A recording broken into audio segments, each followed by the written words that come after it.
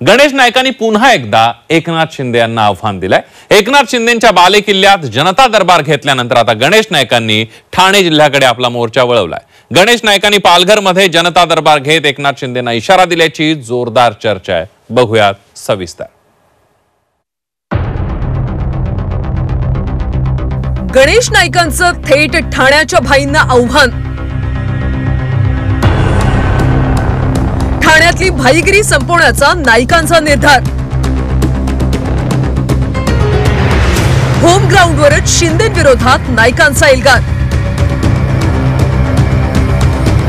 ठाणे जिल्ह्याच्या राजकारणात एकनाथ शिंदेंसमोर भाजप नेते आणि वनमंत्री गणेश नाईक आव्हान उभं करू पाहत आहेत। गणेश नाईकांची मंत्रिमंडळात एंट्री झाल्याच्या दिवसापासून त्यांचं ठाणे शहरातल्या राजकारणावर बारीक लक्ष असल्याचं पाहायला मिळतंय।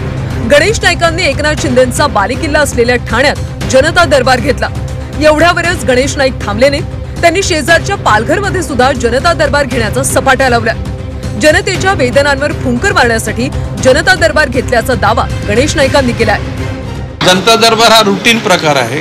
याच्यामध्ये निवडणुका आल्या काय निवडणुका गेल्या काय त्याचा काही संबंध नाही। जनतेच्या मनातल्या असलेल्या वेदना त्याच्यावर फुंकर मारणं, शक्य असेल तर त्या वेदना मुक्त करणं यासाठी जनता दरबार आहे आणि तो चालू राहील। गणेश नाईकांनी ठाणे जिल्ह्यात कुणाचीही दादागिरी खपवून घेतली जाणार नाही असा इशारा दिला। या संदर्भात गणेश नाईकांनी भाईगिरी हा शब्दप्रयोग वापरल्याने सगळ्यांचेच कान टवकारलेत।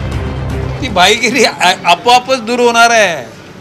अंधार हटवण्याची गरज नाही, उजेड घेऊन जा, अंधार आपोआपच जाणार आहे। पुढच्या 100 दिवसात ठाणे महापालिका आणि नवी मुंबई महापालिकेची निवडणूक आहे। नवी मुंबईत गणेश नाईकांची सत्ता आहेच, पण ठाण्यात सुद्धा शिवसेनेच्या सत्तेला सुरुंग लावण्याचे भाजपचे मनसुबे आहेत। ठाणे महापालिकेच्या मोहिमेसाठी गणेश नाईक आरोपांचा दारुगोळा साठवत नाहीयेत ना, अशी चर्चा आता राज्याच्या राजकारणात सुरू झाली आहे। ओम देशमुख, झी 24 तास, मुंबई।